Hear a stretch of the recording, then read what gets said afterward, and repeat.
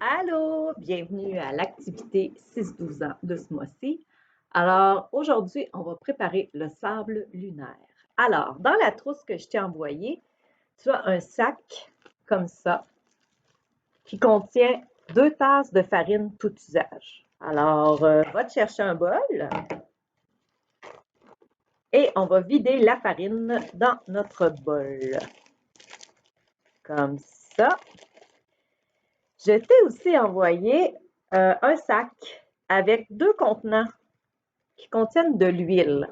Là, je sais, des fois, quand j'envoie de l'huile, ça coule. Alors, si ça a coulé, si tu trouves que ça sera peut-être pas une bonne idée de prendre l'huile que je t'ai envoyée, ben, tu peux prendre de l'huile de la maison, peu importe l'huile, de l'huile végétale, de l'huile d'olive, même de l'huile pour bébé, ça fonctionne. L'important, c'est qu'avec le 2 tasses de farine, c'est que tu mettes 1/4 de tasse d'huile. Alors, la mienne n'a pas trop coulé. Je pense que ça va aller. Je vais essayer de enlever le papier gommant. Et c'est pas si facile. Ça a coulé et ça a collé. Ah, je vais l'avoir. Alors, si tu vois que c'est trop compliqué chez toi, puis que ça va faire trop de dégâts, puis ça va être trop de travail d'enlever ça, là, prends une tasse à mesurer, puis va te chercher un quart de tasse d'huile. Et quand c'est fait, quand tu as bien ton huile, tu viens la vider dans le bol qui contient déjà la farine.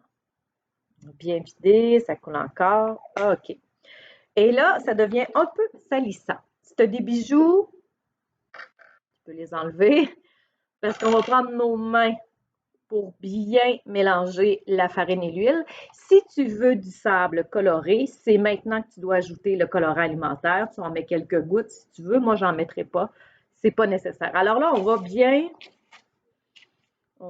mélanger. Mélanger. Puis là, tu vas voir petit à petit, ça va former des grumeaux.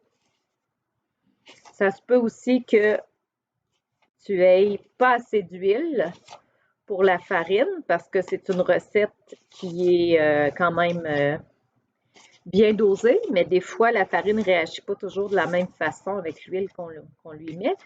Et là, tu vas venir vraiment défaire les motons jusqu'à temps que tu aies vraiment des belles poignées que tu peux tenir qui se défont plus ou moins. Ça veut dire que quand tu vas l'égrener, ça s'égrène, mais quand tu le tiens dans ta main, ça reste en forme. Et voilà. Et là, tu continues. Puis c'est ça. Si tu trouves que c'est pas assez encore, si le mélange n'est pas à ton goût, que c'est trop encore sec, tu peux rajouter un peu d'huile. Tu peux y aller sans problème. L'important, c'est que ça te fasse un beau sable lunaire qui tient bien quand on essaye de le comprimer puis qui se défait. Sinon, ça, c'est une belle activité pour jouer dehors aussi parce que ça peut être très salissant le sable lunaire. Une fois que ton sable lunaire il est prêt, le mien aurait besoin d'être un petit peu plus travaillé.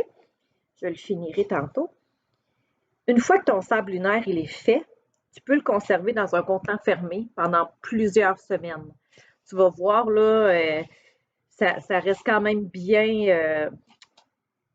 La texture reste belle, tu vas pouvoir l'utiliser longtemps. Puis si tu veux reprendre la recette puis t'en faire une plus grosse quantité puis les mettre dans un bac fermé pour jouer dedans, ben c'est très facile. Dans le fond, c'est 1 part d'huile pour 8 parts de farine. Fait que tu sortiras tes mathématiques et tu feras les calculs si tu veux t'en faire une plus grosse quantité.